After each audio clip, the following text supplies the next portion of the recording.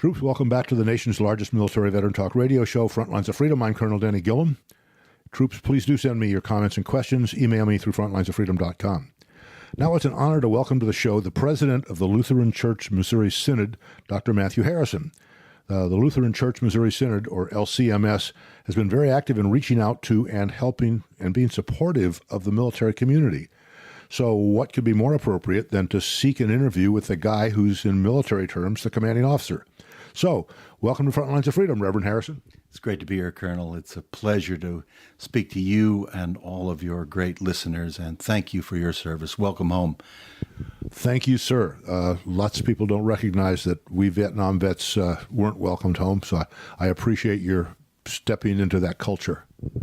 Yeah, it's a pleasure. And we know the people of the Lutheran Church Missouri Synod treasure our religious freedoms, and we know that it's because of men like you who are willing to put it all on the line, and men and women who are still putting it all on the line, that we are free to believe and act religiously as we see fit, and that is a magnificent freedom. And that's a key issue. This is Colonel Denny Gillum on Frontlines of Freedom, and we're discussing how LCMS touches the military community with their president, Reverend Matthew Harrison. Okay, Pastor, you talked about that Operation Barnabas. Talk to us about that. You know, I think it was during the 2000s, early 2000s, that we recognized that we have capacity. The Missouri Synod has about 6,000 congregations across the nation, Alaska, Hawaii, and then international congregations elsewhere. We have capacity. We have many, many veterans in our congregations. We are overall overwhelmingly a pro-military denomination, a conservative denomination that believes in the honor of serving as veterans. In fact, Luther wrote a famous tract I wish all your guys could read. It'll be good for your consciences if you've been into difficult situations in combat. Can soldiers too be saved? And his affirmative answer is yes.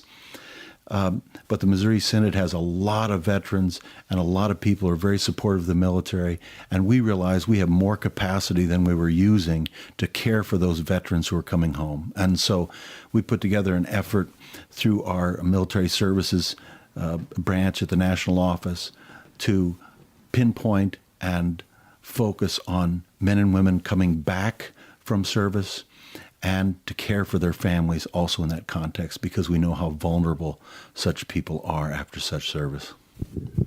Well, that certainly is true, and it certainly is something that veterans need, and what better place for it to come from than the church. What literally what kinds of things are you talking about that they did?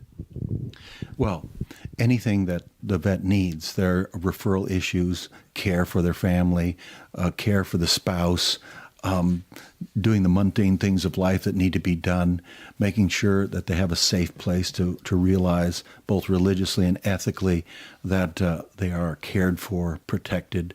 Just also the message of free forgiveness in Christ, to know that Christ has died on the cross for the sins of all, and that includes soldiers. You know, Jesus, when he encounters soldiers, and John the Baptizer in the Gospels, he never tells any of them, stop being a soldier. What you're doing is immoral. Quite the opposite. He simply says, be moral as you carry out your office and duty. Government is a gift of God. It can be abused and misused. The military is a gift of God, and it can be abused and misused. But fundamentally, it's necessary in this world to maintain good order and peace. And we treasure that enormously, and it's worth our effort to care for those warriors who have done that.